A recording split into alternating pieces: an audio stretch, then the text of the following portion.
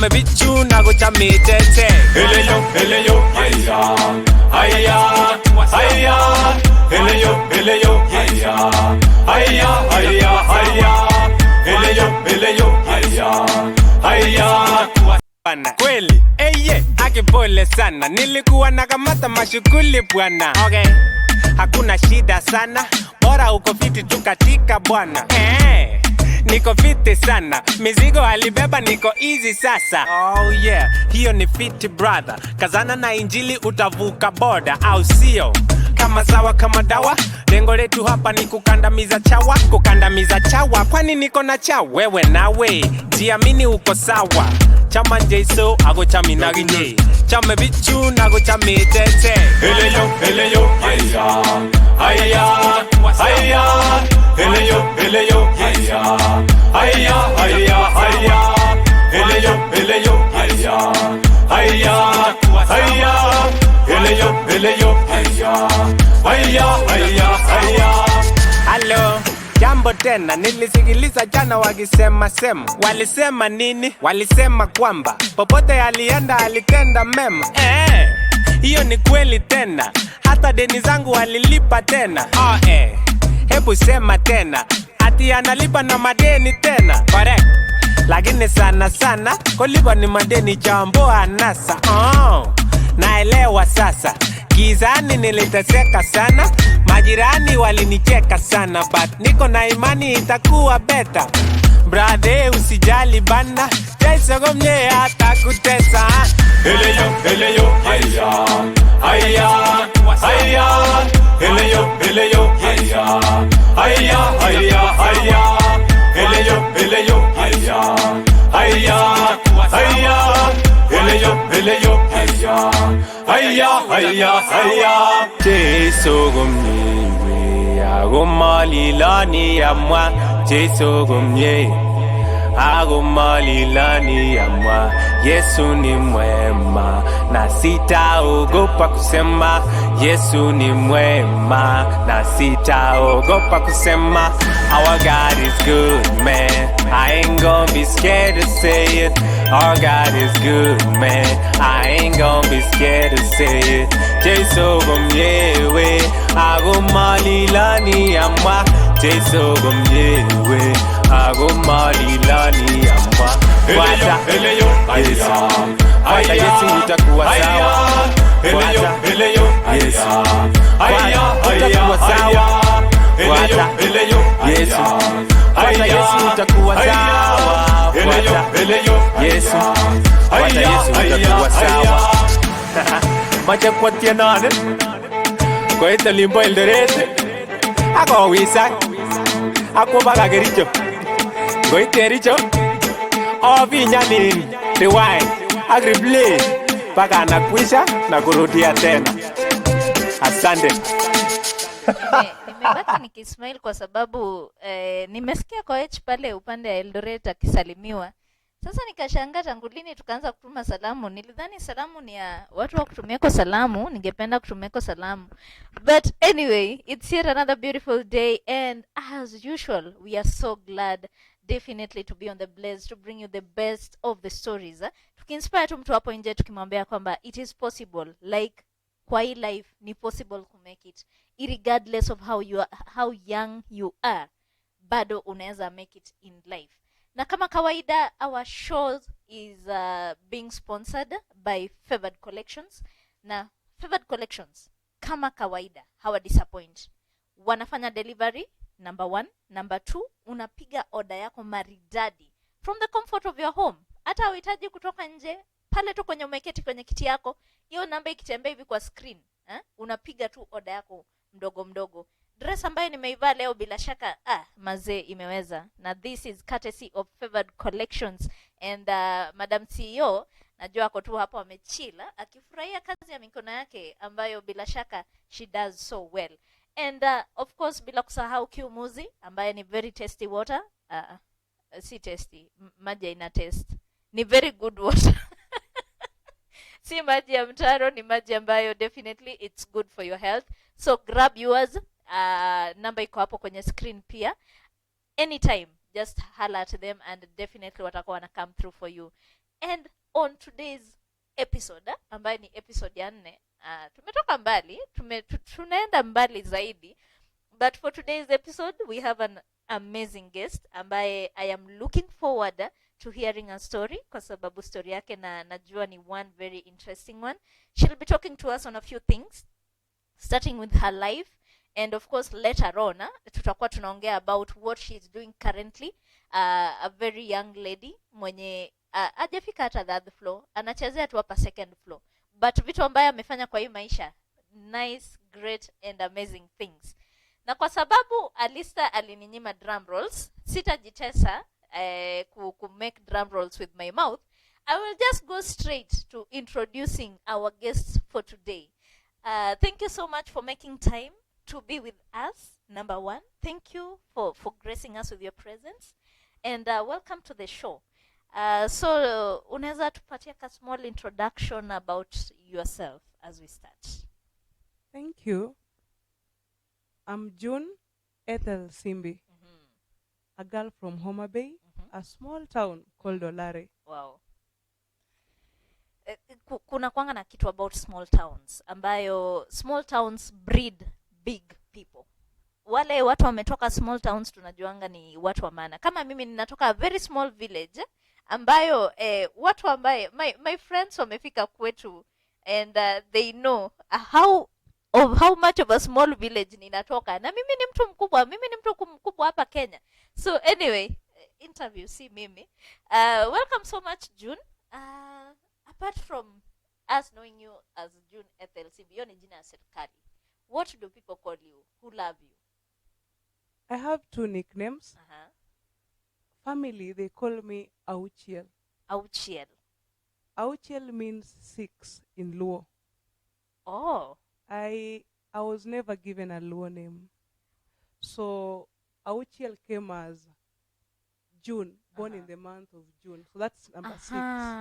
So the family would say Auchiel, because I don't have the Achieng, Nyango. Wow. Yeah. Wow, that is interesting. And then friends and colleagues, everyone, the other ones call me Lastborn. Madam Lastborn. We know her as Lastborn, and wenye tunajua how much of a Lastborn she is. But good to have you here, Lastborn. Thank you. And we can just start by knowing a small history about yourself. Where were you born? Where did you go to school? And yeah, we can start from there. I was born in Kisii Town, Arema Hospital. Grew up in Oyugis Town. Went to primary in Oyugis. High school I went to Western, Webuye Town, Lugulu Girls. Campus I went back to Kisii Town, and first job worked in Bita, Homa Bay, and then proceeded to Nairobi. Wow. Yeah. Where you are currently? Currently I'm in Nairobi. Ni vizuri watu wajue ya kwamba we deal with serious people. Our guest may travel all the way from Nairobi and to grace her presence. Sisi ni watu wa maana. But back to you growing up, how was it your early life? Did you have strict parents? Did you have a disciplined upbringing, or quite a soft upbringing? I'm a teacher's kid. Both mom and dad are teachers. So definitely we had the rules kind of life. In a teacher's house, you go by the rules. So it wasn't really freedom, strict, but would say with love. So hard love or it tough was hard love, tough love. So ni ile ya tunafanya sahi, hakuna ile ya kesi baadaye. Ni ufanya makosa, we deal with you now. It's immediate. Okay. And how was it? How did that shape you into who you are today? How was your upbringing a factor in bringing in the way you are today? I was nurtured to follow rules. So even in my adulthood, I still have the principles that I have to follow. So I think it was a good shaping for me. So in you now, in future, if you ever have kids or become a mom, will you employ the same way you were raised to raising your kids? Relatively, there are things I would copy. but there are things I'd modify because the issues we deal with currently differ from what was there before. Our circumstance today, the environments we grow up today are not the same as before. So definitely there are those things I would love to I'm eager to copy from my parents, and there are those things I would feel like maybe they were not much informed. I'm a bit now informed, so I can change a bit. So it will be a mix of both the current, my ways, what I've learned, and also what I learned from them. So give me an example of what you will change. For example, like the way you were brought up, what is the one thing that you change in your upbringing of your kids? One of the things I would change is following your passion. I think we grew up where your parents would study you and then they would decide you're fit for this. Then they build that. Wanaona unakaa daktari. You look a doctor, you're a nurse, he's a lawyer, and then they shape a lawyer. So I think for me, I would be, let them come up with what they want, then I support what they love. Wow. That is amazing because you've brought up something that equally what we are doing here is passion. Us being here, speaking, and it's what we've wanted to do like all our lives. We might have had different careers, but it's where we are today because of passion. And after high school, you've mentioned that you went to Lugulu Girls High School. How was your experience in Lugulu Girls? It's called the Center of Excellence, Lugulu Girls. Wow. I used to say my kids would go to the same school. If I'm still in the position, with the same teachers back then and same environment, I would still have my kids go through the system. Yeah. I think it was nurturing spiritually, physically, academically, and even the general knowledge and the counseling. Even the food was good. Ukisema the food was good. Diet, how was your diet in school? We were in Western, so you know Western food is not an issue. Yeah. Lunch was like constant. We would do githeri for lunch, but they'd serve it with tea, and then alternate days also with fruits. Supper we had now a variety. You'd had beef, rice, even cabbage, and then they were a bit friendly. If you don't do probably this, there's a substitute for this. They were a bit friendly. And then these are the school where some cold nights would be given tea because it's cold in the night. So it was a school for me. I would still go back if it's the same system in place as I was. Nyinyi mlisoma vizuri. Ati kuna chai ya siku yenye kuna baridi. Sisi wengine wetu siku kuna baridi, ngangana tu na sweta yako because in fact where I schooled, even hatukuwa allowed to have hoods in school. Like it was just sweater and your normal school uniform. So I think that is really an advantage over most of the other schools. And what kind of student were you? Ulikuwa Rui, ulikuwa Chopi, ulikuwa category gani ya students? Ulikuwa wale wa kwenda music festivals, kusumbua tu shule? Like what category were you? I was the Chopi student.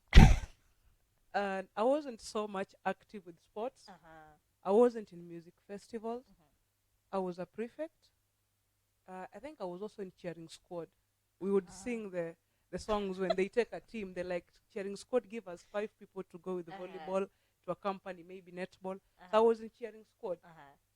So basically ulikuwa tu Chopi. Haukuwa na much that, like you didn't have that, the crazy high school life. Or there was, you see, there are schools whereby the crazy high school life does not exist. So was your school like one of those whereby people could not even dream about like being crazy in school? The rules were strict, being that the school was run by purely CU, Christian Union.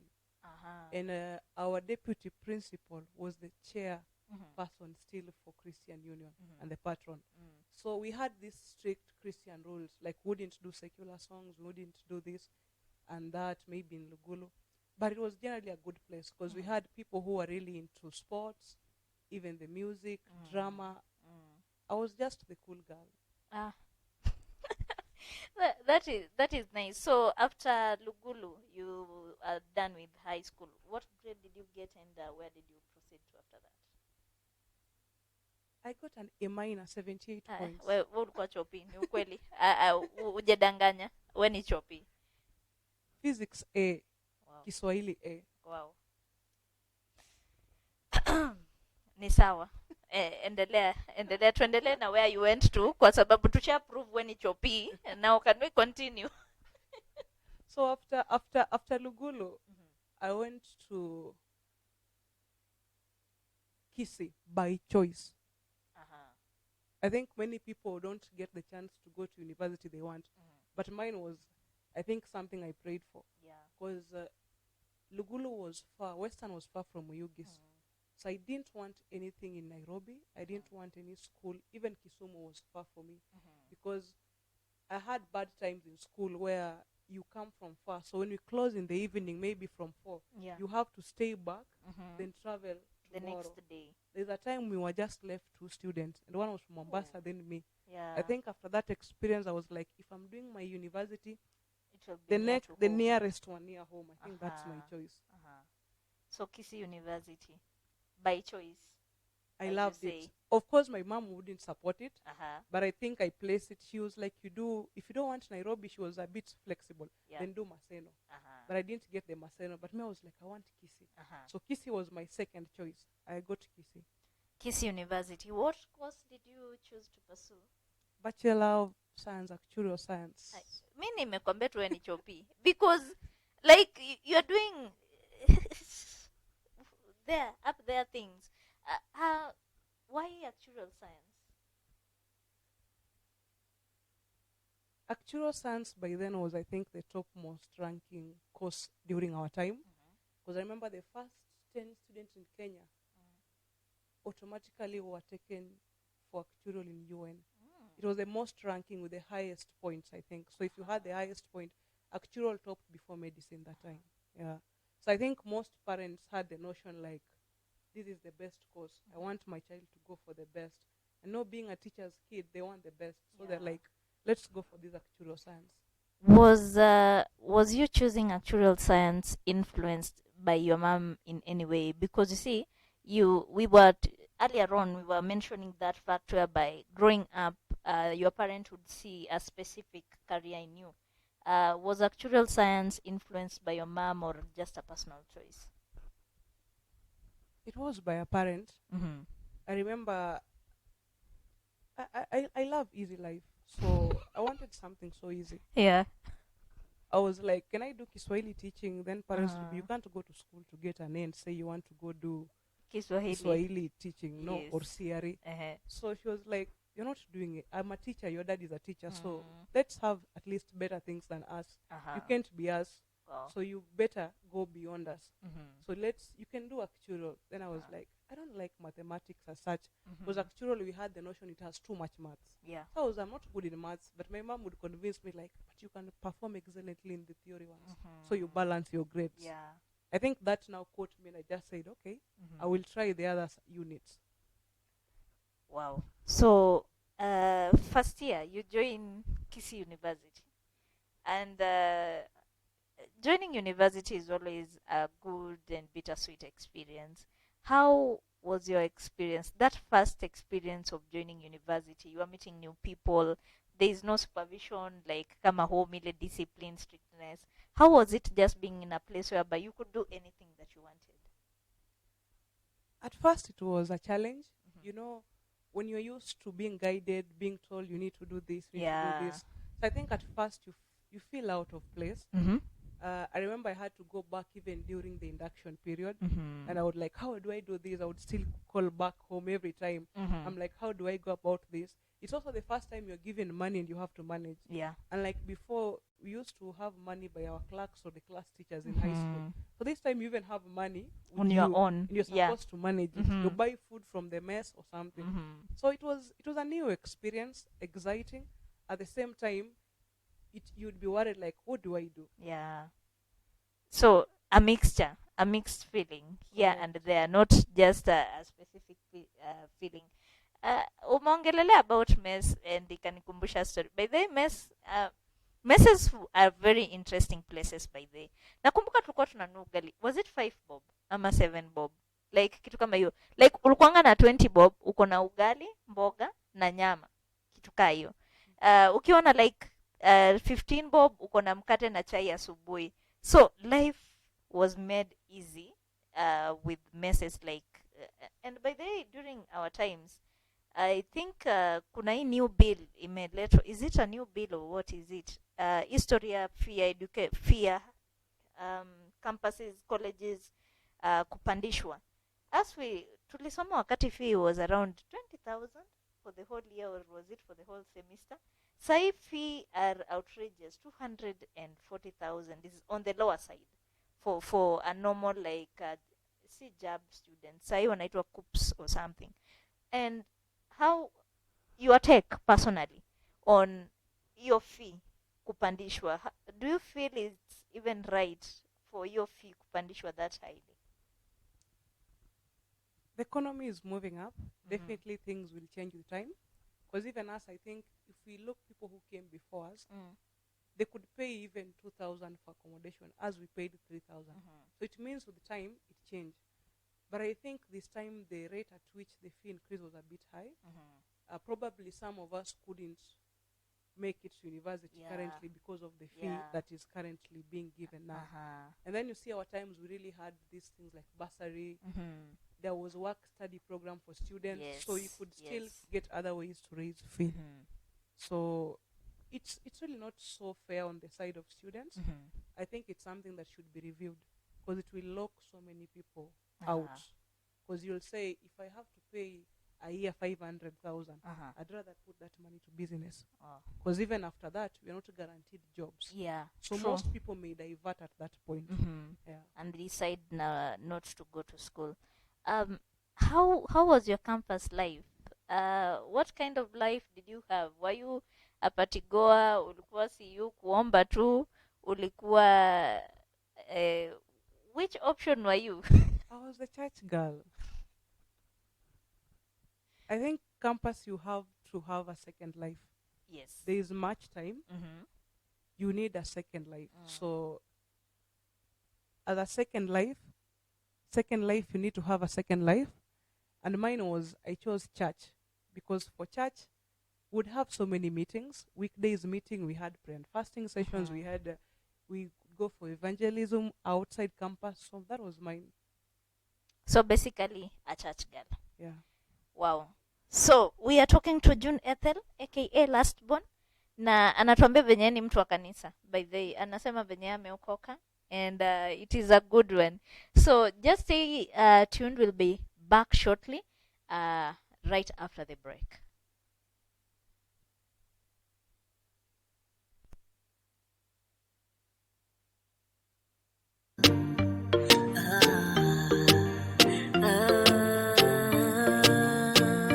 You unravel me with a melody. You surround me with a song of deliverance from my enemies, till all my fears are gone. I'm no longer a slave to fear, for I am a child of God. I'm no longer a slave to fear, for I am a child of God. Anywhere you lead me, I will go, 'cause you are the way, truth, and the life. Jesus, ay, ay, ay, ay. My life is for your glory, your glory. I never knew you'd favor me this way. You turned my life around.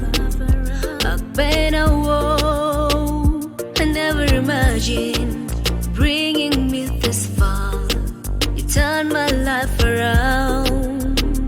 I've been a woe. Except you build a house. The builders build in vain. Me, I go follow you, they go. Anywhere you lead me, I go. Jesus. life is for your glory, your glory. Jesus, Tomekanaya, I worship you today. Jesus, Tomekanaya, I bow before your throne. Jesus, Tomekanaya, I worship you today. Jesus, Tomekanaya, I bow before your throne.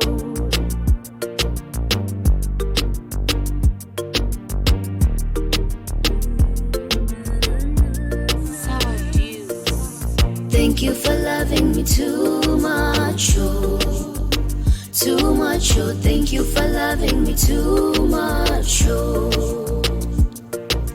Thank you for loving me too much, oh, too much, oh. Thank you for loving me too much, oh. Toya eze, toya, toya eze, toya, toya eze, toya, toya eze, toya. Praise him, O King. Praise him, O King. Praise him. Praise him, O King. Praise him. Praise him, O King. Msifu Bwana, msifu. Msifu Bwana, msifu.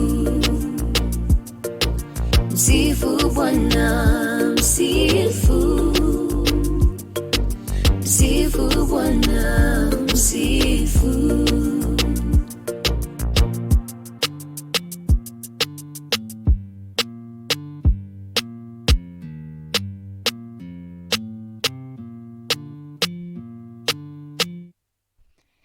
And yeah, welcome back.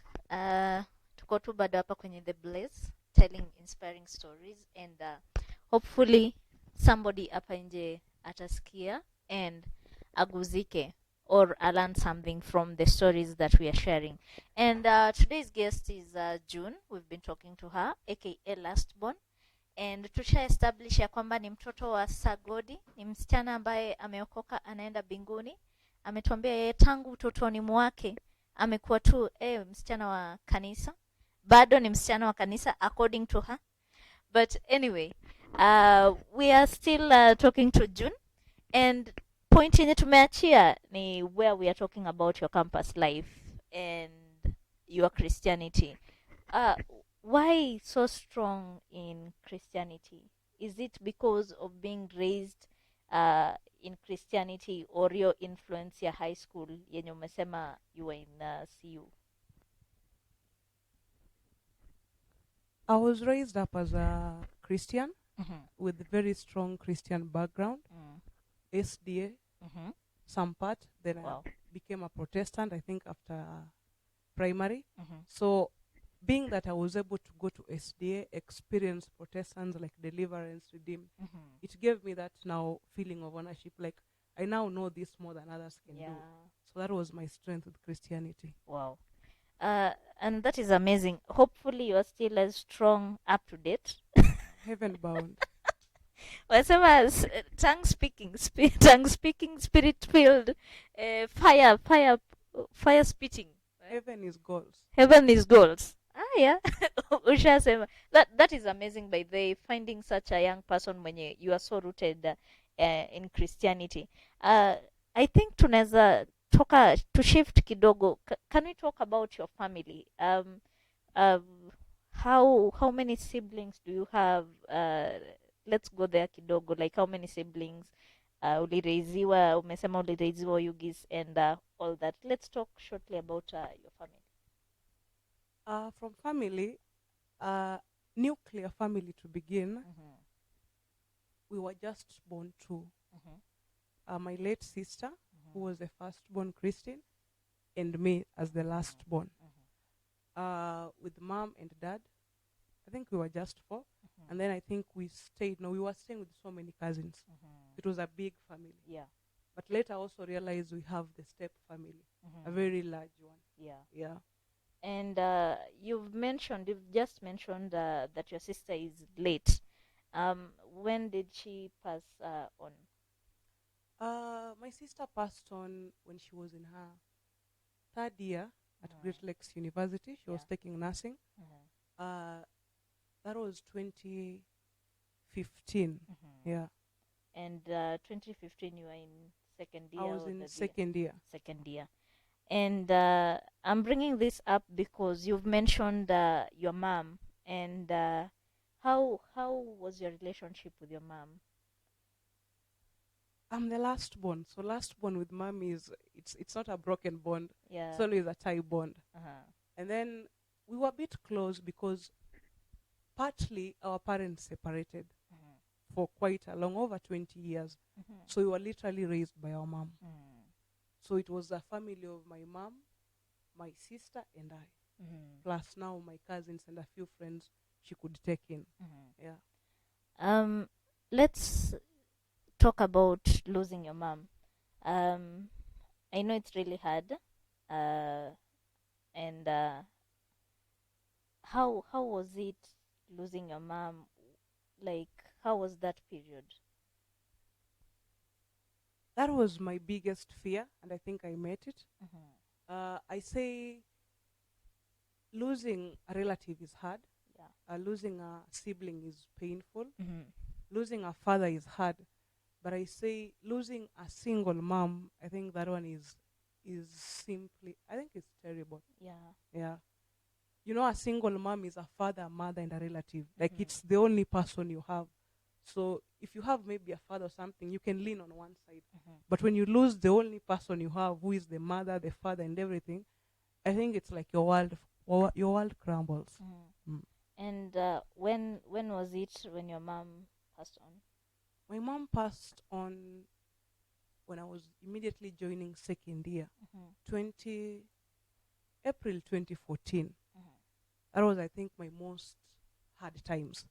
Even death wasn't the hard part. The hard part was the caregiving part.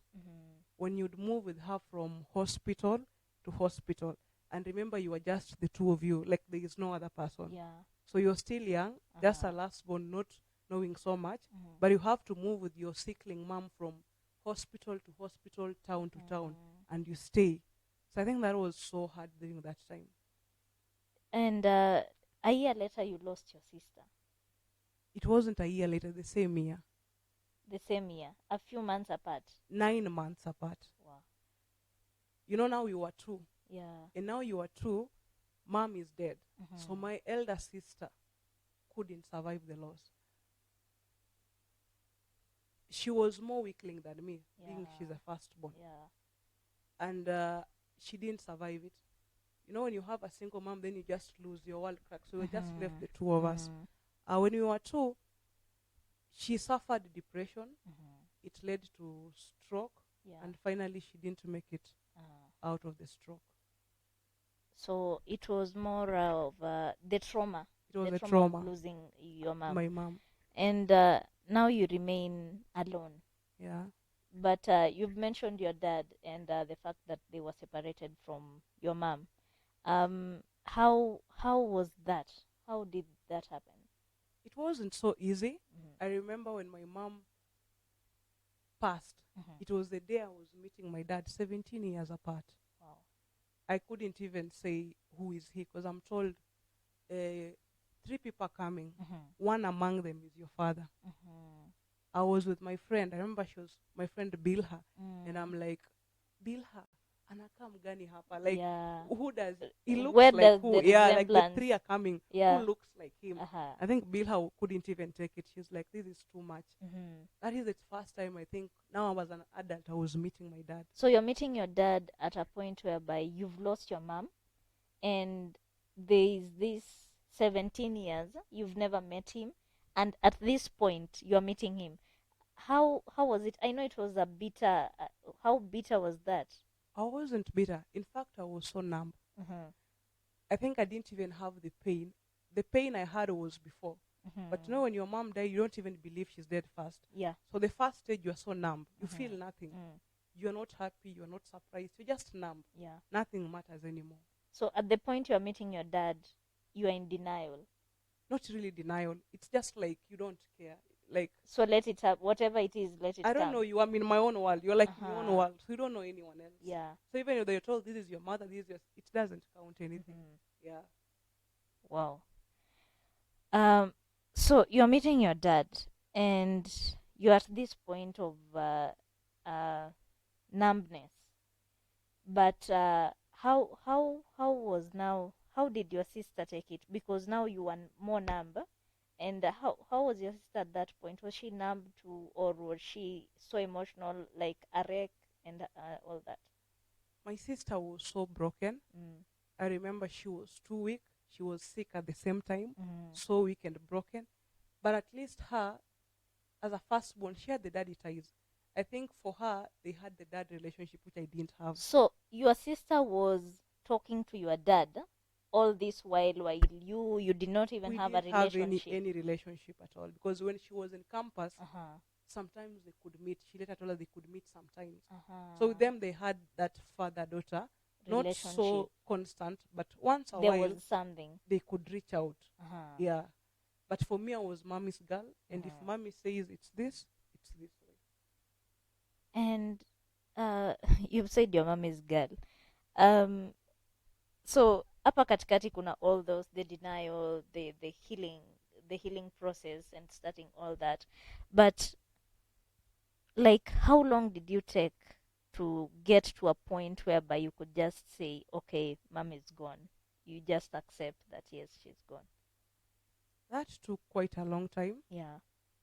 I remember when mommy was gone, I said numb for quite a long time. Mm. People confuse it for me being strong, Yeah. which is not true. Mm. People say I'm strong. It's not true. Mm-hmm. Because I stayed numb for so long. Mm-hmm. And during that time, I didn't even have time to mourn because I had to put so many things in place. Yeah. You see, I was the one staying with my mom. Uh-huh. So in terms of properties, documentation, and everything, I was the youngest, but I had to learn things and move and secure mom's properties and everything. So I didn't even have the time to mourn. So the real deal hits after the burial. Yeah. I think that's when I'm going back to school, going to face life. Yeah. It hits me every evening. She's not there. Yeah. So that's when now it's so hard. But university was great. I think Kissy helped me a lot. Yeah. I was assigned to a counselor from university. So I went through therapy sessions. I think that is what had me back on my feet. Yeah. I had therapy sessions. It was called Madam Rhoda Uni. Yeah. She would call me to her office. Did for me, I think, about 1 to 2 months therapy session. Wow. That I would go like 4 times a week. Wow. And I liked it because at the stages, she would go through the denial, anger stage, until reality checks in. So from there, that's when you get now to relieve the pain. But with grieving, it doesn't end, because for me, it was like once you're about to heal from this, the next occurs. So Yeah. you're back again. Wow. When you're healing this, the next hits again. You've just mentioned their stages.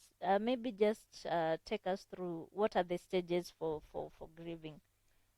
The first stage is shock. When you learn someone is dead, Yeah. I think it's shock. The second stage is now when now you're so numb. Denial. Like you still believe it didn't even happen. Yeah. Yeah. Then now the third stage is anger. Anger, you're so angry with so many things. Yeah. That's where you start to blame. Probably if I was there, this couldn't have happened. If the doctors were more keen, if we could raise more money. So Yeah. there is that anger stage or blame. Then after blame, that's now when comes the reality. Yeah. So reality is where now you start accepting it's truly. So after reality, it's now healing, the last stage. Oh, at what stage are you currently in?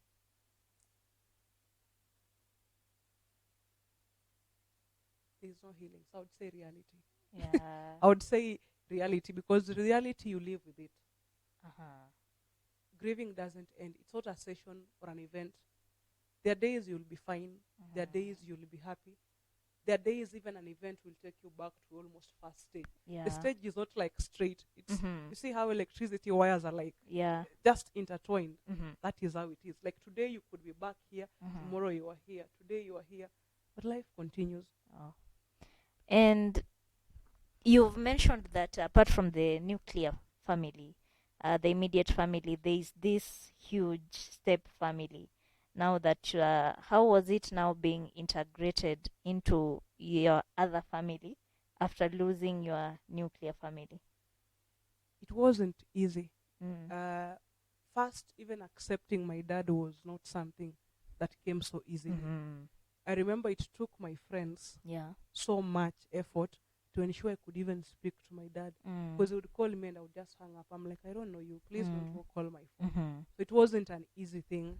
So after the burial, my elder sister, a stepsister, she's been my support. Yeah. She took her time. Mhm.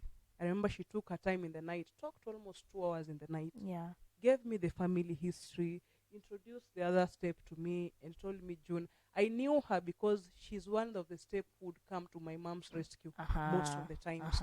They had a good relation with my mom. Yes. So we knew her. So it was easy for me to Relate listen with to her. than Yes. to anyone, not even my dad. Yeah. I could listen to her, but not my dad. Uh-huh. So she would sit me down and give me the family history, Mhm. tell me so much we've been through, and ask me if I could just forget things and things, like just get back to the family, accept our dad. Yeah. I think that rejecting my dad was draining my dad so much. Yeah. And how like you rejecting your dad, I know that it wasn't an easy journey of you finally coming to accept your dad, but how now was your relationship with your dad after accepting him? It still felt like someone you may know, not family. You know, An someone you may know. acquaintance. You've just met them on the streets. You just met them because I Yes. remember growing up, Uh-huh. I had so many questions. You know, there are these Yes. times you'd be asked, where is your dad? Uh-huh. My mom was so strict. Yes. Sometimes she could even take all the anger and frustration for us. We could be sent home for free. We could even lack sometimes. Yeah. Then you'd ask yourself, where is our dad? Mhm. And you're told he's a principal, he's doing well somewhere. Yes. So that angerness. Mhm. And then my mom would remind us, Yeah. if you lack fee, she would be like, if your dad was good, he would have sent you fee. So, you know, we grew with that She was mentality. lashing out. Yeah. She would reach a point, she would lash out Yeah. because she's paying fee, Yes. she's paying your rent, Uh-huh. clothing, everything. It's her. And remember, she was just a primary teacher. Yes. So she had to work extra hard To just for you ensure. people to also feel equally to the people who were their dad by that Wow. time. Wow. So she had to multitask so Uh-huh. much. So now you are building your relationship with your dad. Your mom is no more. Your sister is not in the picture too, and you are dealing with people who are strangers who now have to become family. And how was the transition from these people being just strangers to being family?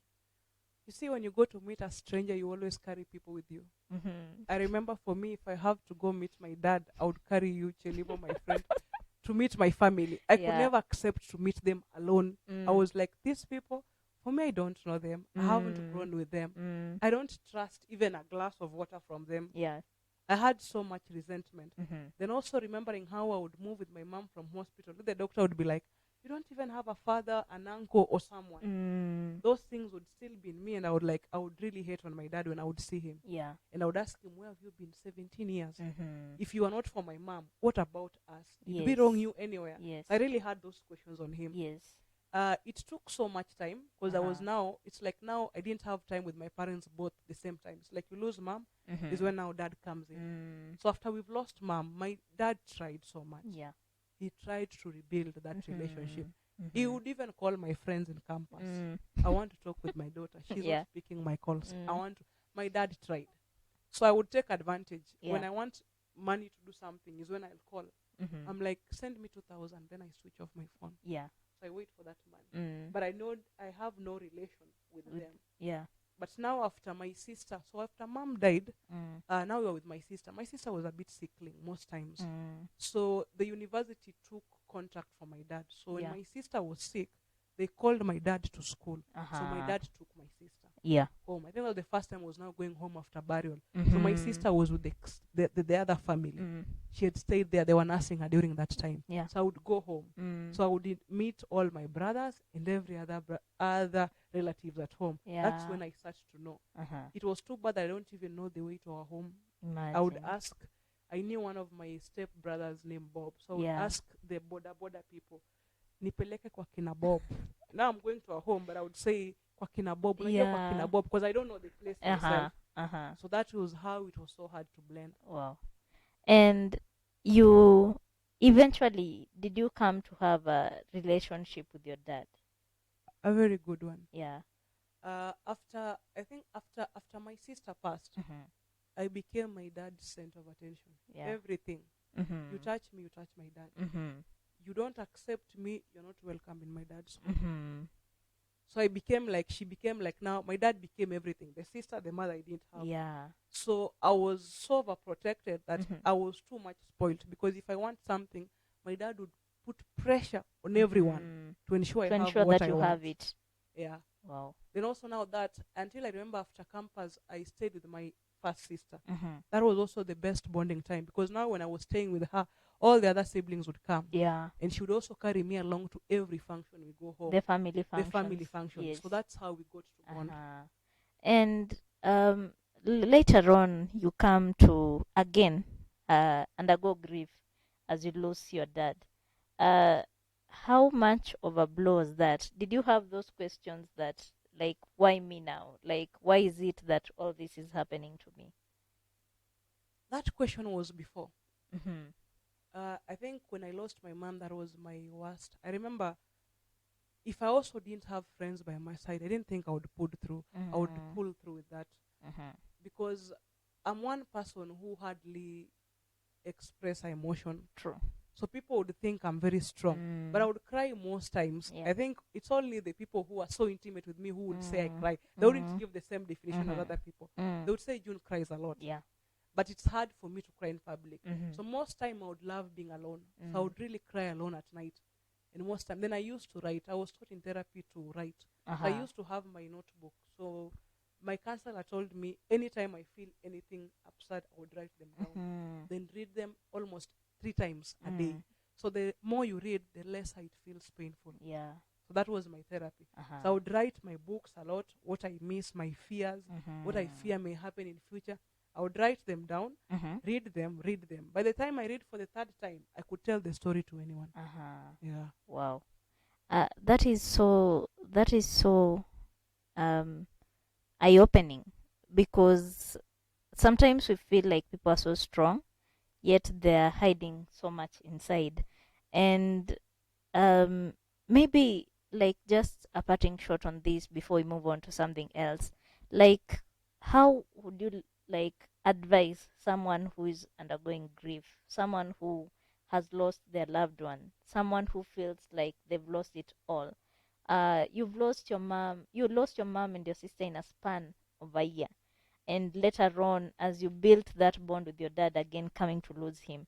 So I feel you're in a better position to really understand about grief and talk about it from a perspective of having gone through it.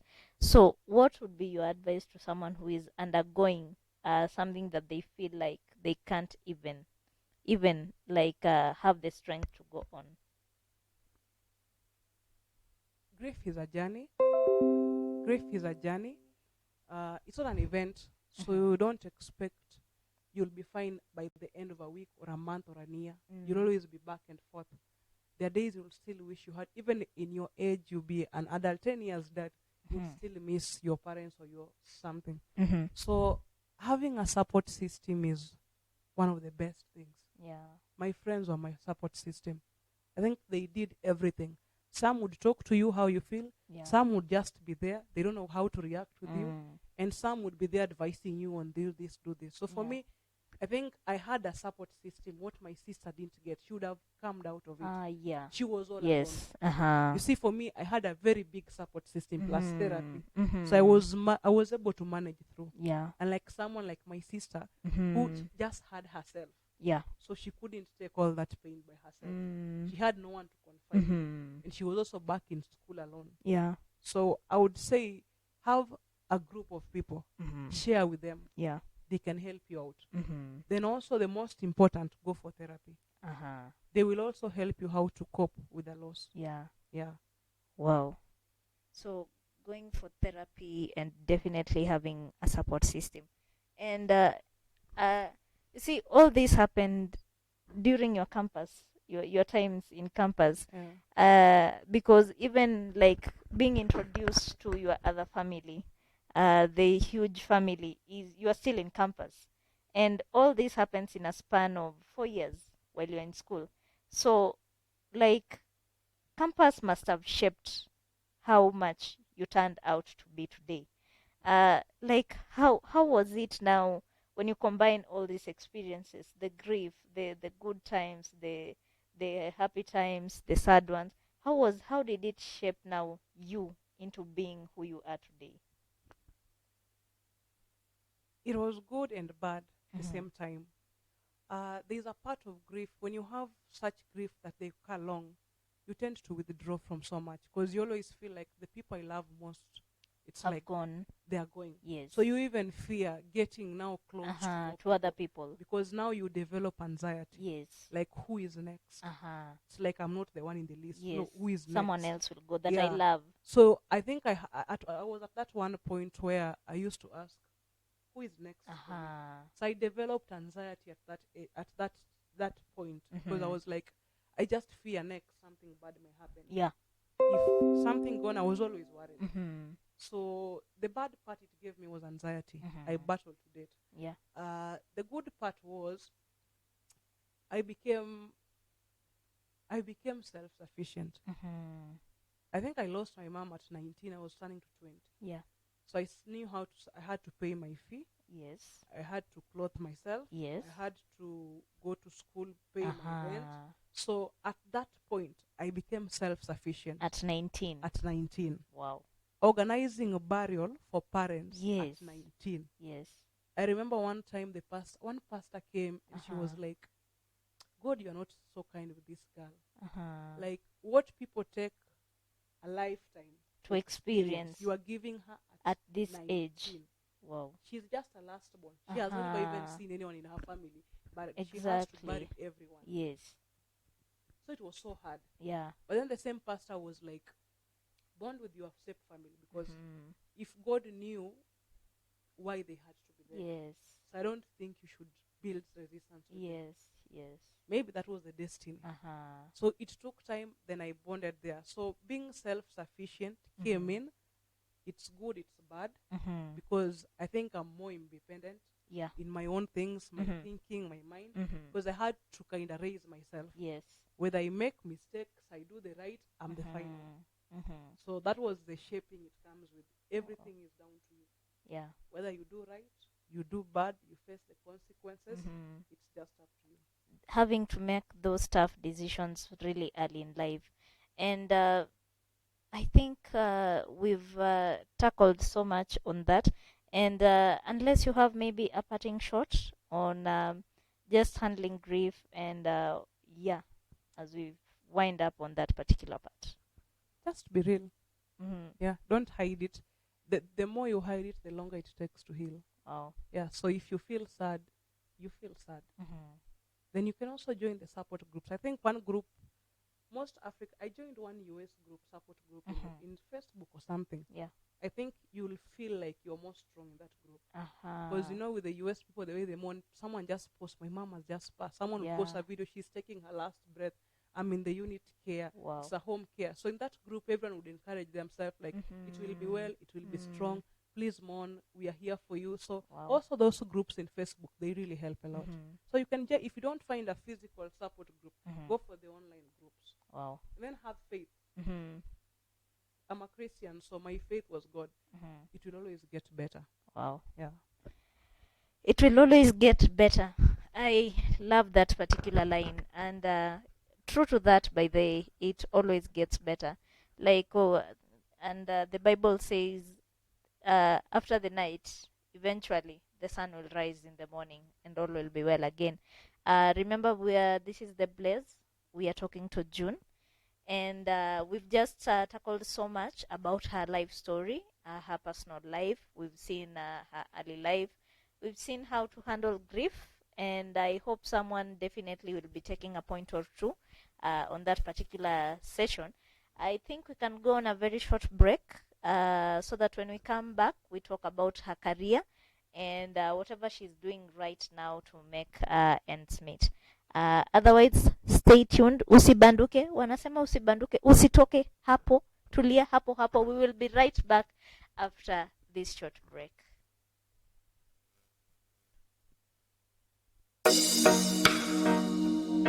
Victorious with Christ. Hey. We got the higher power above the other powers. Woo. Above the other powers. In the superpowers. Walikuwa wanadai mini safara na ya kuwa sitamekwa isafara, but alidai on the cross ndo nipate raha. Alibleed nikapona kila jeraha, so miku winsi itaji makakara. The Prince of Peace ako more than a sorcerer, na by his blood mini more than a conqueror. I am more than a winner, niko more than a champion. More than a conqueror. Amenifanya kuwa more than a conqueror. More than a conqueror. Amenifanya kuwa more than a conqueror. More than a conqueror. Amenifanya kuwa more than a conqueror. More than a conqueror. Amenifanya kuwa more than a conqueror. Yahweh, hakuna kama we. When do the light, when do the way. Hey, wachani imbe ni kuimbie we, wachani cheze mimi ni kucheze. Hey, nakuja kwako Baba nitete, tegemeo langu ni wewe peke. Hey, ni kwako tu ndo ninapata change, my allegiance kwako nina pledge. Ndo ni emerge kuwa more than a conqueror, more than a winner, niwe more than a conqueror. Ndo ni emerge kuwa more than a conqueror, more than a winner, niwe more than a champion. More than a conqueror. Amenifanya kuwa more than a conqueror. More than a conqueror. Amenifanya kuwa more than a conqueror. More than a conqueror. Amenifanya kuwa more than a conqueror. More than a conqueror. Amenifanya kuwa more than a conqueror. I am more. I am more. I am more. I am more. I am more. More than a conqueror. You are more. You are more. You are more. You are more. You are more. More than a conqueror. We are more. We are more. We are more. We are more. We are more. More than a conqueror. I am more.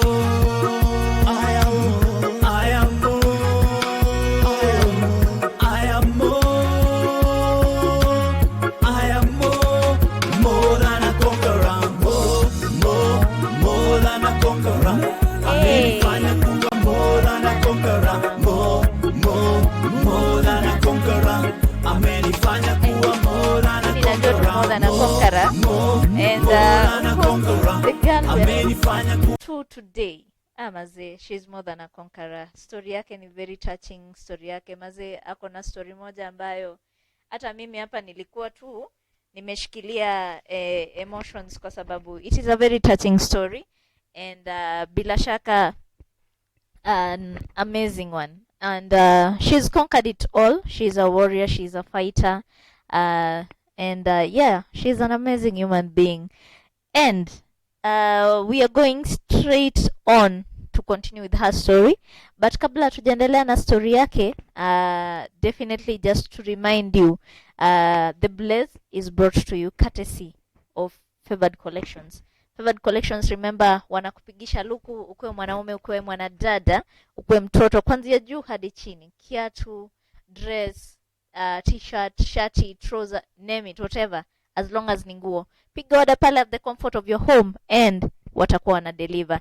And not forgetting Kiumuzi, ambayo ni maji, very clean water, definitely.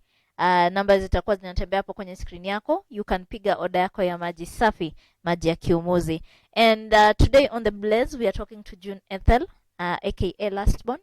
And she was just telling us her story. And she's been through quite an emotional time growing up and all that.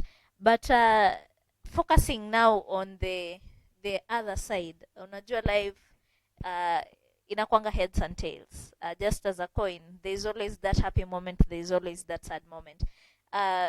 You joined the campus in 2013 or 2014? 2013. 2013. And 2013 cleared in 2016. We graduated in 2016. And now life starts. So life ya campus unajua ni tamu. We have kuna ile pesa bado mtu ulikuwa unapatiwa, or you are finding a way. Like life was way easier in campus. So we've graduated from school. Now reality of life. Wewe ulifanya actuarial science. Number one, Sai, are you still doing something related to actuarial science before tuendelee? Actually, for me, life started after mom's death. That is when I first ventured into business. Wow. I was doing CPA alongside degree. Mm-hmm.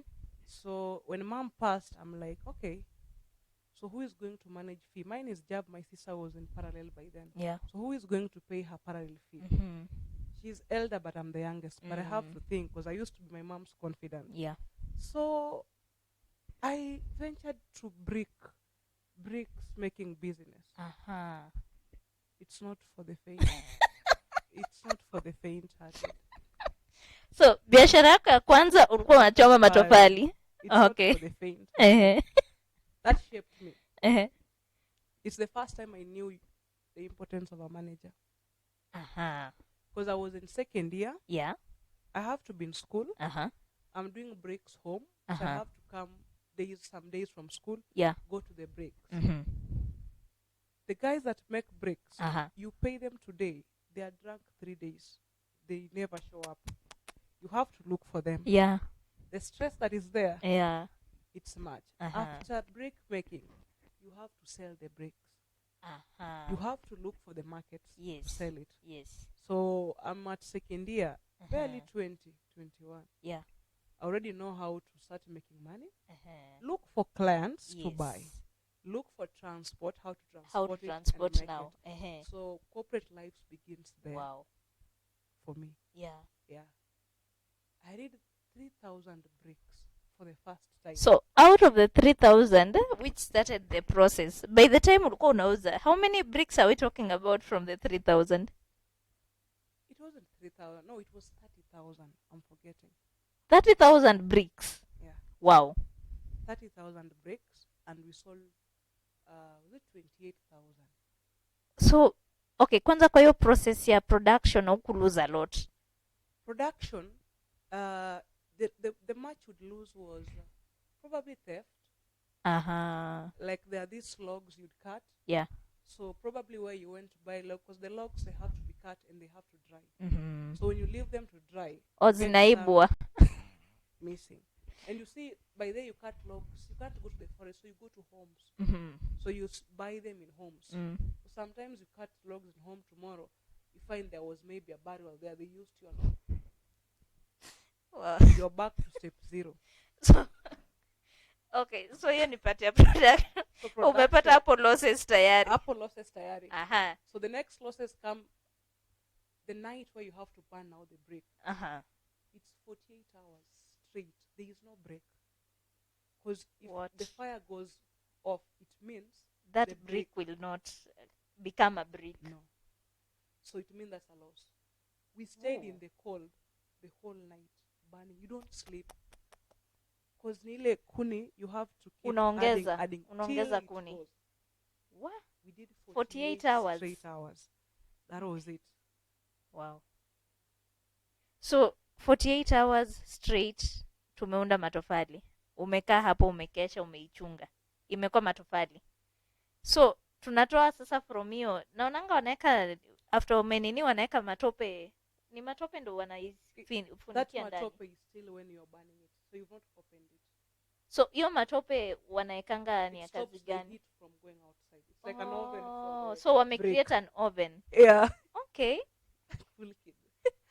Mimi mtu asini blame. Mimi ni kids. dynasty. Nikiwaambia mimi ni cool kid, hizi vitu sijui, mukae munisikize. Mimi hizi Cool vitu kid. sitambui. Hatutambui wengine hatujui shida. Yeah. Okay, we thank God. But anyway, so mumebomoa that nini, mmeanza kutoa matofali. Hapo ni another losses incurred because kwa hiyo process ya kuitoa. Yeah. So at the end of it now, umeiunda, there is that risk ya kukosa market, True. but you have to do serious marketing. Yeah. But you're in school, you have to juggle being in school and marketing. Wow.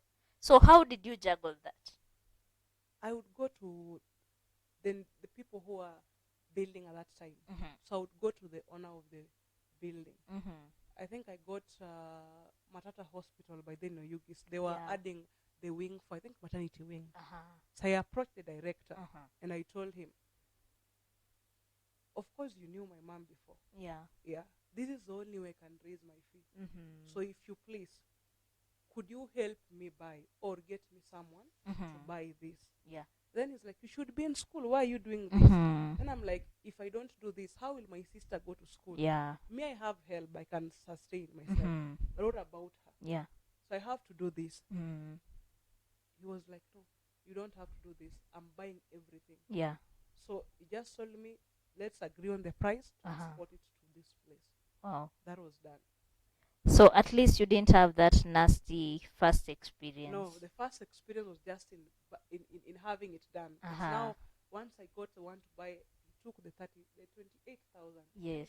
About some were spoiled, then some were broken. So we don't count the broken ones and the spoiled ones. Yeah. And you've said the brick business is not for the faint-hearted. What do you mean exactly by that? Managing the labor ain't easy. It needs you to be there physically. It needs you to be there. Then the people you work with are also hard to manage. Wow. It's one of the hardest group to work with for brick. At one point, I had to ask someone who was in school to step up because he had to keep pushing them. It takes like 3 to 4 months. 3 to 4 months kuunda bricks. Yeah. Okay. So you see, it needed someone to be checking for them, getting the firewoods, getting the logs. It's not something that you do once. I think inafaa nirudi class ya maisha kidogo. Yeah. How? Mi anajuanga nini ni kitu ya nini. 1 week you have bricks. No. Okay. So there, from there now, at least I had it. Now from there I went to teaching. You are done with bricks. Au kurudi, ulichoma tu once, you are out. It was a done deal. Okay. Teaching. Ukakuwa madam teacher. I went to school. I was like, where do I begin teaching? Because now we are going for long holidays. I have to raise money. Yes. Remember, I have to pay fee. There is my sister who still, she can't work. I'm a bit small. I was more of my mom. My mom was the iron lady, the go-getter. So I had to be on the way to get. Yeah. So I went back to the school where I learned. Primary school. Yeah, that I told them, you people have my records. Check your list. I was there. Yes. So, and I passed. And I was disciplined. You can check your cases, the black book. I wasn't in the black book. So I would want you people, this time, you people return the favor. So you are trying to tell them that discipline pays. It pays. Okay. When I went back, they were like, June was our best girl in Kiswahili. Wow. So I think we can give her Kiswahili classes. They asked me which classes I want. Yeah. I said, I can do Kiswahili and CRE. I was good in both. Funnily, they trusted me with Kiswahili. I was given 6 classes for Kiswahili.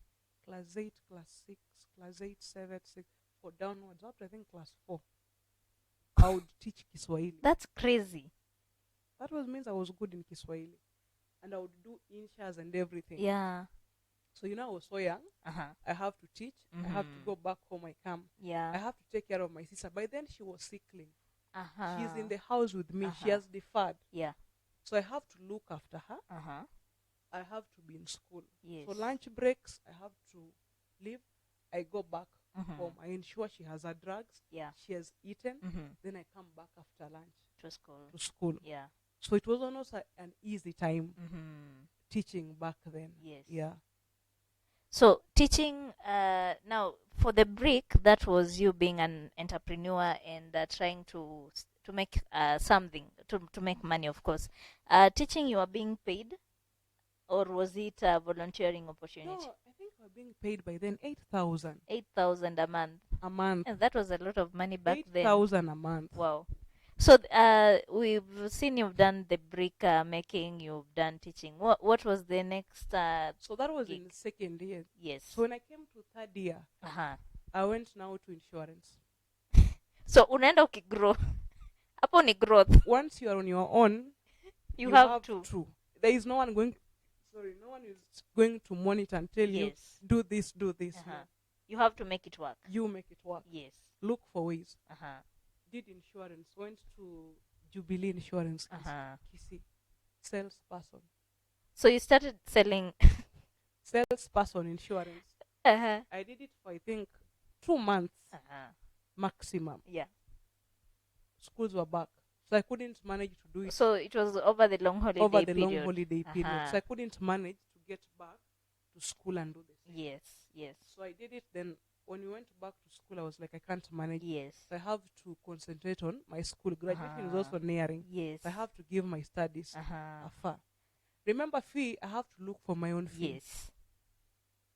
I would go to our MP by then, Honorable Oyugi Magwanga. Yes. He really helped me. I would go to his office and I would ask for fee. I would tell him I don't have fee.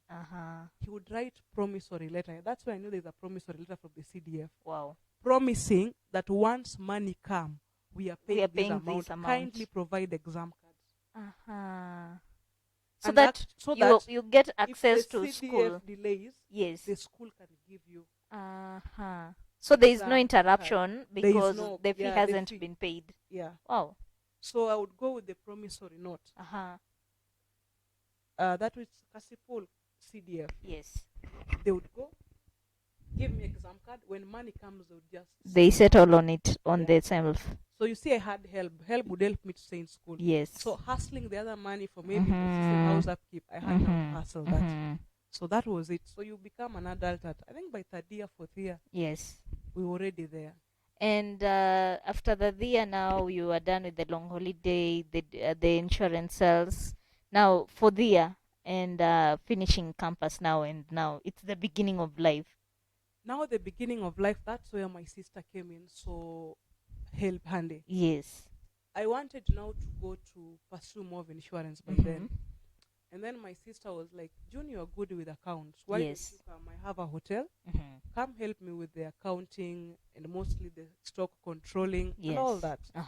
So I wasn't so sure about it, but I'm like, anyway, let me just give it a try. Yeah. So after school, I think I finished my exam. My sister's driver was waiting outside to take me to Mbita. So my life begins in Mbita. Yes. I worked in the hotel for my sister. I was being paid. So first I began as a store accountant. So I learned everything in the hotel, all the purchases and everything. From store, I went to stock controller. So the store part was whereby you are receiving the goods, or you purchase the goods. No, I was receiving and issuing. I wasn't in purchases. Just within the hotel. Yeah. So I receive and I issue. Then you go to stock control. Now stock control, I would take stocks in the bars, the restaurants, the kitchen, what was sold, what was left. From there I went to accounting. Wow. So we would do reconciliation there. Then I went as a receptionist some time back. My sister was like, June, you can do well with guests. Yes. So I think try reception. Yes. I tried reception. It was so good. The next year was like, no, I want you to be the one now handling finances. That's when I went to finance control. Yes. Yeah. So finance control and accounting, what was the difference? Accounting deals with papers. And finance control. You deal with the money. Okay. So accounting would just do a budget, draft Uh-huh. a budget, then you will submit to the finance. Uh-huh. So all the bookkeeping, the records, the receipt Mhm. is with accounting. Finance, I receive payments, I Mhm. verify payments, I Mhm. bank payments, I reconcile the payments Okay. with the bank. So this is over a span of how long? Because now 3 years 2016, to finishing 20, school 20 19, 2018. 2018. Yeah. Okay. So you've done all these areas, covered them. Like, what was your biggest take? Because now you are an adult and you're doing this for money. What was your biggest take during this particular period? Integrity pays. Mm-hmm. I think when you work with a relative, Yes. most times there's some laxity and like Yes. Yes. it's family thing. Mm-hmm. But I think I maintained too much professionalism Mm-hmm. that most employees didn't think I was a relative back then until my sister Uh-huh. would introduce like that's This my is sister my there. sister. Yeah. So that still makes me that makes me still believe in working with so much integrity Mhm. and also professionalism. Mhm. Yeah. So after 2018, you've left your sister's place in Bita, working at the hotel.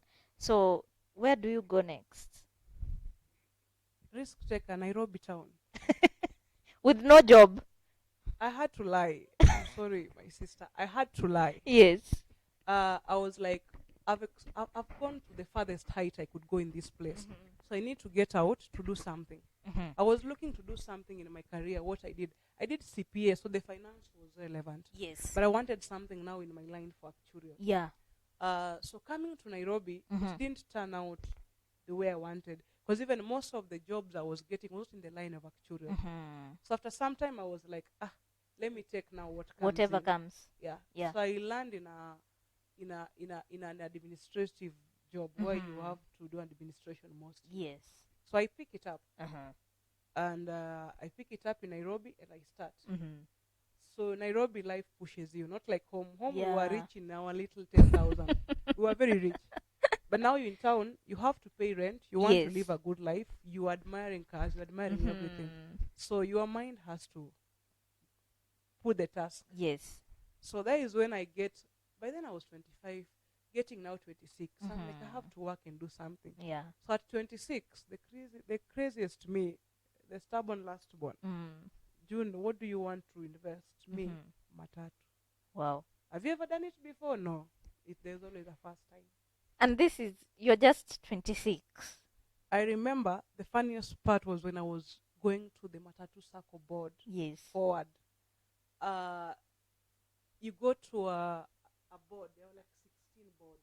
So that they can approve you bringing in your car and Joining the circle. joining the circle. So it's a board of 16 people. Uh-huh. They look at me. Others are laughing. Others Uh-huh. are amused. Others Yeah. are like, is she even serious? Mm-hmm. Others are despising. Will she make it? Mm-hmm. So one asked me at 26. Yeah. People in school, you thought of matatu at 26. Yeah. And then you see I've grown myself. I've made decisions all along myself. So I was like, yeah, I can do it. I just didn't wake up. Uh-huh. I'm here because I've thought of it and I've made my mind I want it. Yes. So yeah. So then I was like, I like your attitude. So I was like, I Mhm. like her attitude. Mm. Then like, do you know in this board, people in the circle are like people most are retired. Yes. People are even 80s. Uh-huh. Uh-huh. You are 26. Like hakuna mtu Our wa ligi youngest yako. member is 35. Yes. You are 26 Mhm. and you are a lady. Mm. Will you manage? Mhm. I was like, yeah. But in the first place, why venture into matatu? Like, of all the businesses you could have done, like any other business, why did you just think that yes, I can venture into matatu and do it? I had a passion for matatu. I remember in campus, I would say I would really want and ask more. We had a lecturer who used to have his own matatu. So he would come to class sometime. They're like, I have to go. My matatu needs me. You Yes. tell us my matatu needs me. Uh-huh. So he would leave us handouts to read. So I used to say, oh, even me, I think I will be having my matatu. Yes. So the passion grew as Uh-huh. time goes. That's why I said, like, my business, I want transport, but I want matatu. And uko kwa board, you are facing this board of 60 plus, and an industry that ideally is dominated by men. You are this young girl who is just starting out, and there is this discrimination and all that. Like, how strong willed were you at that point that, like, I'm facing these 16 people and they must approve for me to join them for this particular circle? Having approached politicians to support me on fee, having approached judiciaries to write for me some cases back, I think I had just the confidence to go to any office. As long as they don't beat me, my only fear was they beat me. So as long as they're not beating me, You're okay. I would still come. Yes. Telling me no is fine. I Uh-huh. will just walk out. Yes. So I was like, I will go for it. The worst, what is the worst that can happen? Being told no. That was always my question I asked at the door. Uh-huh. What's the worst that will happen? Yes. They'll tell me no. We are not taking you. It is And that fine. is it. Yeah. That I can handle. Yeah. So that would push me to those boards. Uh-huh. Yeah. Then it worked to my advantage. Some would be like, I like her passion. Yes. She's so young. I like her vigor. So let's see, we can nurture her. So some will be like, we can train her. She has the will. Others were like, oh, the stress in this industry, She I don't cannot think she make can it. manage. Yeah. But then there was like, are you sure? I'm like, yeah, I even carried my registration money here. That tells you I'm serious. Yes. Then they're like, go pay registration, then come back. It's like they want to discuss something. So I pay and I come back. So later I'm just like, it's okay. So we'll hand you over to our manager. She's a nice lady. She's old, fairly old. She Yeah. can guide you through. Uh-huh. And that was a deal. Wow. And that is how you started your journey in the matatu industry. Sure. And so, like, starting out, in terms of money, how much did it cost you to start out the business? I started with a second-hand matatu, roughly 800,000. Because there is the money you have to pay. No, it was almost 1 million. Because there is the registration fee for the circle, almost 150,000. Then there are some requirements. You have to pay some fees and license. Yes. Then there is the matatu you have to take. You have to go buy a matatu. You have to go rebrand it. You have to do new paintings, the chairs, the seat belts, everything. Almost 1 million. Wow. And how hard or easy was it to just set this meter na uamue ya kwamba hii mita imelala, ikikunywa maji imekunywa maji? It wasn't easy because most of it was savings. So when you have your savings Yes. and you've really saved and you're like, this thing I want to do an investment. Yes. So I'm like, okay, I will give it a shot. But I had like I would manage. I've had the hardest times in life. Yes. So I don't think there can be something more difficult Than what I I've have already been gone through. Yeah. So I was like, if even there were things like, you see, a matatu is like giving birth to a child. You'll be told like that. You can give birth to a child with sickle cell or Or a autistic or a normal child. Yes. So it's a fair gamble thing. So they were like, I was like, if I was able to lose a parent and I survived, I lost a whole family Yes. and I survived. A matatu, I would still survive. So I'm like, yeah, I will be in it. Wow. And now you've spent the money. You've how was it first? Like the whole process, the whole of the beginning, getting the car, was it frustrating that point? Considering at that particular point, I know you didn't have that experience. Number one, ya kurun a matatu at all.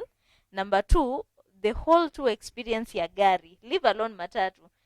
Hizo vitu kama engine, like whatever, hizo whatever za magari, you didn't even know so much about it. So how tough was it to start out?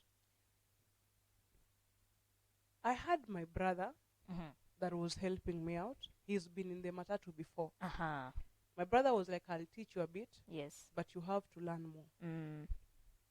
But he would leave me sometimes to handle some issues so that he could also know what to do. Yes. He helped me with the process of acquiring the car. because I didn't even know where I'm going to buy a car. I don't know who is selling or do what. Yes. Even if I'm given a car, I don't even know how to drive myself. So how will I know even the parts of a car? Yes. So he helped me with acquiring the car. Mm-hmm. Then now management, I had some sessions with the SACCO. They gave me a driver and a tout. Yeah. Then they'll help you manage the SACCO a bit. Mm-hmm. But now the nightmares Yes. came with the police and garage. Being a lady Yes. in matatu, it's not easy. Most are a young lady. Yes. Drivers know. Gari ni ya ule madam. Kwanza they will say, gari ni ya ule slay queen. Ama ule madam. That is their term. Yes. Wakita slay queen, jua kuoshwa Wanajua. ni sana. Wanajua hakuna kitu unajua. Kuoshwa ni sana. Yes. I remember the worst incident was, I'm told gari imeshikwa na polisi. Yeah. So I'm like, okay, can I talk to the police? My makanga changes his voice. Hey, madam, Tema. Not knowing, I'm just seated somewhere watching them, close by. Wow. Then I was like, this is just the first. How many have they done this before and have gotten away with this? And how do I even control this? Yes. Because I can't be here every day. Yes. I was forced to move from Syokimau to come closer because my route was doing Eastland. So they advised me in the SACCO, move closer to where you are. So I didn't like Eastlands, but I had to come because of the matatu. So that I'm told, tumeshikwa, in less than 10 minutes, I will be there. Yes. So that was it. So it was there, but matatu shaped me the most. Wow. Even grief didn't do that. Matatu shaped me most. Even character development proper. Matatu shaped me most. I was crying most nights. Yes. I had anxiety. You have your phone. 6 in the evening. Kabla ijafika kama hujapigiwa simu. Unajua tu. Giving a thanksgiving Yes. to God. I had anxiety that my phone rings. Madam, tumeshikwa. Gari imekwama. Hii part imeharibika. You could make 150,000 this month. Yes. Next month, the vehicle needs 450,000 in repairs. Wow. So it wasn't easy managing it. Then once drivers also, they get a new car, they move to the new car. They drop yours. Yako imezeeka. Yako ni mzee. The new car has come. Yes. They are shifting. You have to look for a new driver. Wow. New driver, new things. Some accidents. Some police. Yeah. So it was always police, garage. Police, garage. That was hard. It's hard. That was hard. Yeah. Matatu can make you bankrupt. Because there are times when you start going to garage, engine, this, you will borrow money just to ensure tomorrow it works better and you keep borrowing. Yeah. A friend once told me, June, kwanza matatu ni kama kuleta kansa kwa boma. Kununua matatu ni kama kuleta kansa kwa boma. Unatibu mwishowe atakufa. My friend had done matatu before me, 3 cars. Akaniambia, June, you tried it. Why did you go for that? But when it's passion, it's passion. It is true. When it's something you love, you'll just take a break. You take a break for some time. Then you're back recover. Again. Once you regain your energy, you're back in it. You can't give up on your passion. Yeah. So for me, I think matatu is a passion. I would take a break. Sometimes I would take a break when it's too much. Yes. I'll just say park my car. I take a break. Then get back. Once I feel like I'm rejuvenated, I go back to the business. Wow. So now that you've done business, you've seen the ups, the downs. Like, I know there is this young person outside here mwenye ana think of venturing not just into the matatu business, but any business whatsoever. I know you've not only done the matatu business, there are so many other businesses you've done and all that.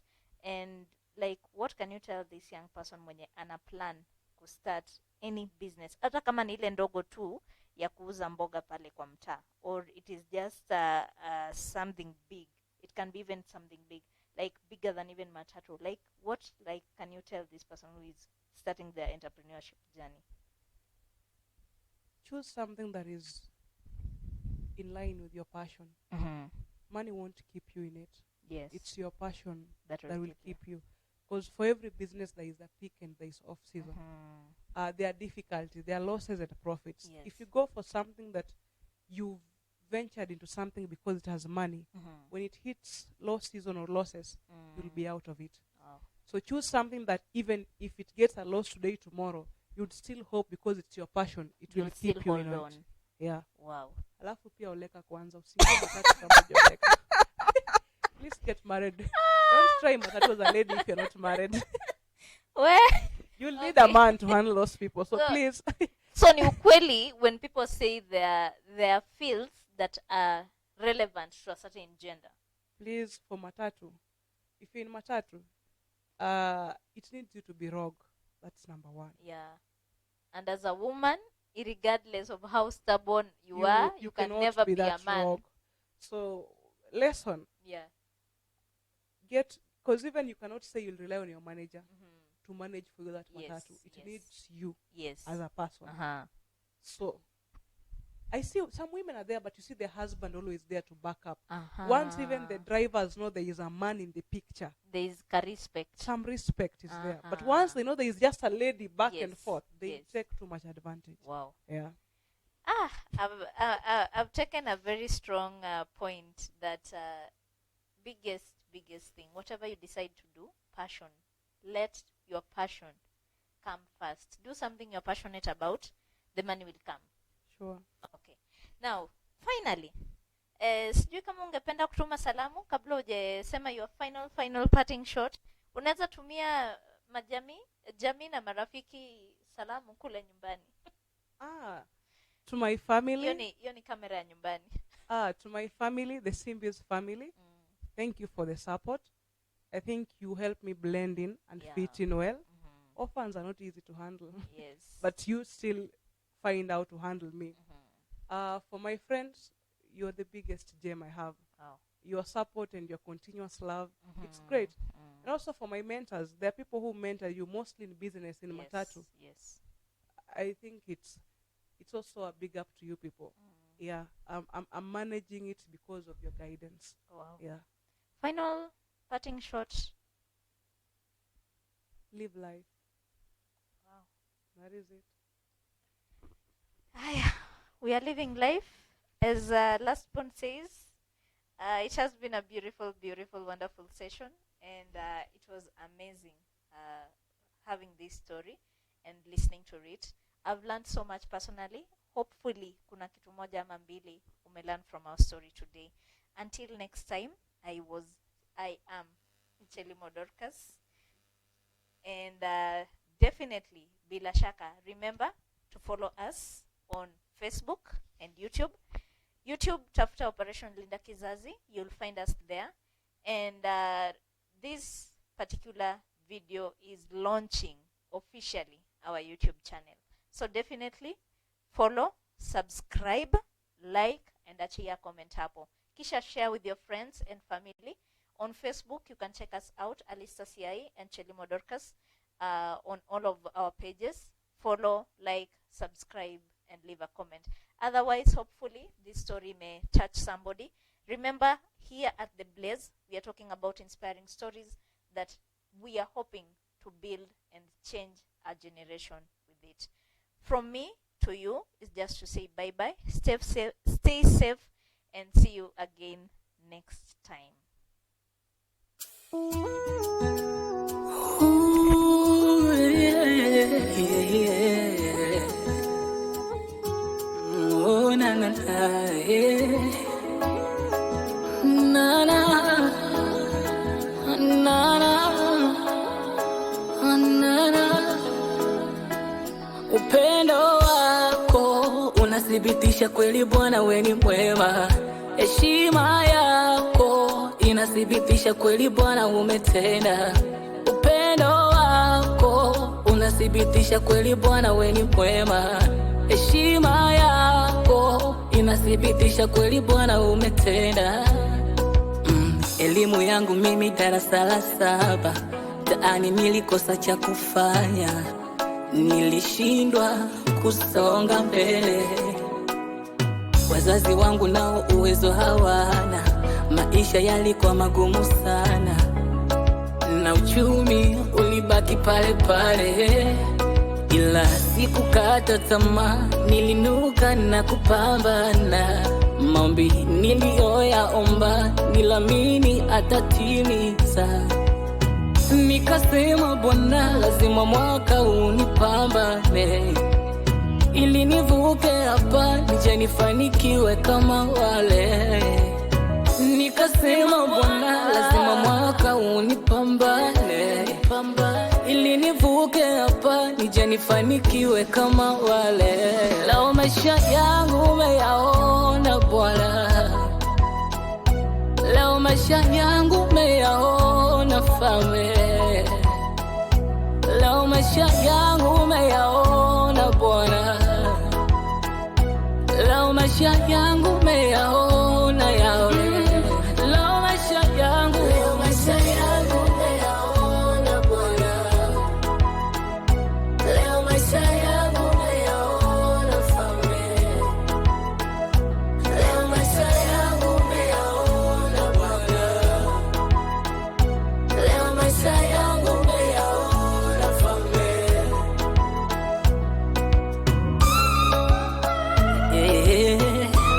Umeyaona Bwana, umeyaona Bwana. Nilipokuwa kwenye jangwa, wewe Bwana wangu ulinivusha. Upendo wako ndio kinga, madhaifu yangu uliyafuta. Nilipoomba kazi, nilipata kazi. Nilipojaribiwa, ulinitetea. Niliposhikiliwa, ulininasua. Leo nimebarikiwa, nashukuru Bwana. Nilipokuwa kwenye giza nene, ulinipatia mimi kicheko. Na wakati wa huzuni, ulinipatia mimi kicheko. Wakati wa furaha, ulinipatia mimi kicheko. Wakati wa karaha, ulinipatia mimi kicheko. Leo maisha yangu umeyaona Bwana, leo maisha yangu umeyaona Fame, leo maisha yangu umeyaona Bwana, leo maisha yangu